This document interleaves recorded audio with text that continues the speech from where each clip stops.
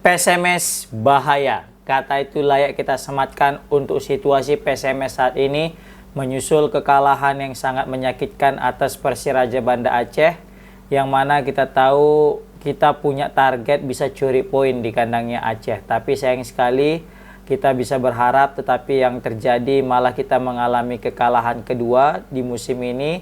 Setelah sebelumnya kita pernah kalah melawan PSKC Cimahi, kali ini kita harus kalah dari Persiraja Banda Aceh dengan skor tipis 2-1. Bisa kita bilang ini merupakan kekalahan yang menyakitkan. Kekalahan yang mana kita beberapa pertandingan terakhir selalu mendapatkan hasil seri ya, rentetan buruk ya. Kan kali ini ditutup paruh musim ini dengan hasil yang tidak kita inginkan, yaitu kalah dari Persiraja Banda Aceh. Memang mesti kita akui PSMS kali ini tidak berada dalam performa terbaiknya. Apalagi PSMS ketika sudah tertinggal malah kena kartu merah. Ini semakin mempersulit keadaan, semakin memperburuk keadaan tim untuk menyusul ketertinggalan, guys. Memang ini aku juga bingung dengan pemilihan pemain yang dilakukan oleh Coach Neil Mejar. Di lini pertahanan kenapa tidak memakai Revan, guys? Padahal di pertandingan sebelumnya ya, beliau itu sempat mencetak gol yang cukup epic ya, apalagi bisa menyamakan kedudukan ketika menghadapi PSPS Pekanbaru. Tetapi pada pertandingan kali ini tidak dibawa ya. Kalau kalian kita lihat dari starting line up dan juga kita lihat dari pemain yang ada di bench, kayaknya Revan tidak main, guys ya. Aku juga bingung kenapa. Mungkin apa gara-gara dia orang Aceh jadi nggak bisa dimainkan, nggak tahu lah. Tapi mungkin kalau kalian yang tahu bisa komen di kolom komentar, guys. Nah, tapi ini ada yang ngomen nih, kenapa Revan nggak main? Dia bilang Revan pulang ke rumah orang tuanya kebanjiran, bisa balik ke Banda, kasihan ya katanya gitu. Tapi nggak tahu lah ya, apakah yang mana yang benar ya.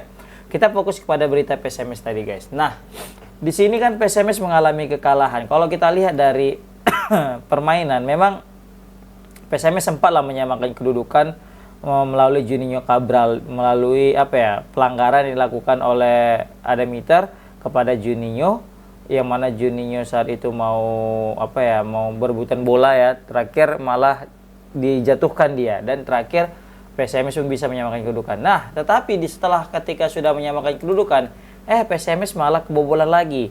Di situ kita sangat tidak menyangka Hamdi bisa mencetak gol. Karena kita mikir Rohim bakal mau keluar dan mau mengambil bola. Tetapi kayaknya Rohim ragu-ragu untuk memotong itu bola, sehingga bola lebih dekat kepada si Hamdi, dan Hamdi pun dengan mudahnya melesahkan sundulan yang epik masuk ke dalam dan 2-1. Dan itu menjadi gol yang terakhir di pertandingan kali ini, karena di babak kedua tidak ada lagi gol. Sebenarnya PSMS ada peluang melalui Sandy Sute ya di babak kedua. Tapi Sandy Sute kayaknya lebih memilih untuk menyuting ke gawang ketimbang untuk membagi kepada Juninho. Padahal di saat itu jika Sandy Sute memberikan umpan tarik kepada Juninho yang tidak terkawal, mungkin itu hasilnya pasti akan berbeda. Bisa jadi PSMS akan menyamakan kedudukan pada pertandingan kali itu, guys. Sebenarnya gini, kalau misalnya PSMS nggak kalah, kalau misalnya PSMS nggak bisa menang, at least kita bisa menahan imbang 1-1. Setidaknya kita dapat 1 poin, dan Persiraja juga tidak makin jauh meninggalkan kita. Dengan kekalahan ini maka perjuangan PSMS untuk masuk ke ke babak 18 pun jadi semakin sulit, guys.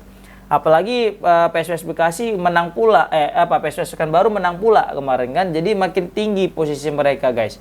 Mereka pun berada di puncak klasmen dengan 15 poin, dan FC Bekasi juga dapat 1 poin dari di kandangnya Dejan. Hampir kalah mereka, guys. Tapi untung aja Bekasi bisa menyamakan kedudukan sehingga skor jadi 1-1, dan mereka juga dapat 15 poin. Dan di posisi ketiga yaitu Persiraja dengan 14 poin.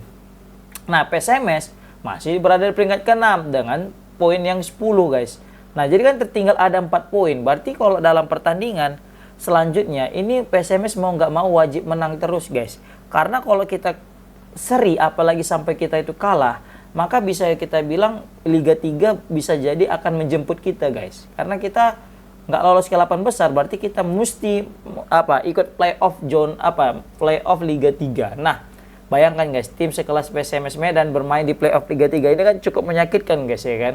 Nah, maka dari itu kita tetap berdoa, kita tetap mendukung PSMS Medan walaupun kita kalah, kita juga tetap harus mengapresiasi segala perjuangan daripada anak-anak Medan, baik itu juga dengan pelatih, staf, dan dirutnya. Tetapi yang jelas kita juga mesti mengapresiasi anak-anak Persiraja Banda Aceh bermain cukup baik juga ya. Jadi kita mengucapkan selamat kepada Persiraja Banda Aceh, kepada anak-anak Aceh yang sudah bisa mengalahkan klub kebanggaan Kota Medan, yaitu PSMS Medan, guys. Nah, di gol pertama itu juga sangat kita sayangkan ya, karena dapat free kick, terus kalau nggak salah itu kena Irwan Bajo ya, jadi makanya bola jadi berubah arah gitu, guys. Nah, gimana pendapat kalian, guys, tentang kekalahan PSMS ini? Memang terasa ya nggak ada Rahmat Hidayat ya. Rahmat Hidayat diganti posisinya oleh Imam Bagus. Jadi biasanya kita melihatlah gocekan-gocekan Rahmat Hidayat, dan kali ini kita tidak menemukan sosok Rahmat Hidayat itu di sosoknya si Imam Bagus, guys. Memang selama ini kita bilang Rahmat Hidayat kayaknya sudah mulai habis dan sebagainya, tapi kita lihat nggak adanya Rahmat Hidayat kesulitan, guys. Gitu juga dengan Gama. Memang Gama kita selalu bully, Gama ganti, Gama nggak mantap gini dan sebagainya. Tetapi jujur ketika nggak ada Gama di lini tengah, kita itu kayak kurang di lini tengah kita, guys. Roni Sugeng dan Sandi Suto itu belum bisa menggantikan perannya si Gama, guys. Terkhususnya Roni Sugeng yang diplot sebagai mengisi posisinya si Gama yang sebelumnya diisi oleh Gama, dan terlihat, guys, memang belum bisa gitu kita itu menggantikan posisi Gama, guys.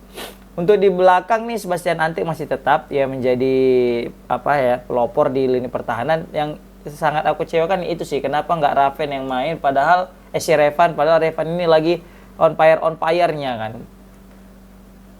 Nah, ketika PSMS Medan dengan kalah dengan Persiraja Banda Aceh, maka udah kebayang lah ketika kita buka sosmed tuh udahlah isinya makian aja ya kan, cacian, makian, bulian dan sebagainya. Pokoknya apalah bisa kita bilang, sakit lah kita bacanya ya.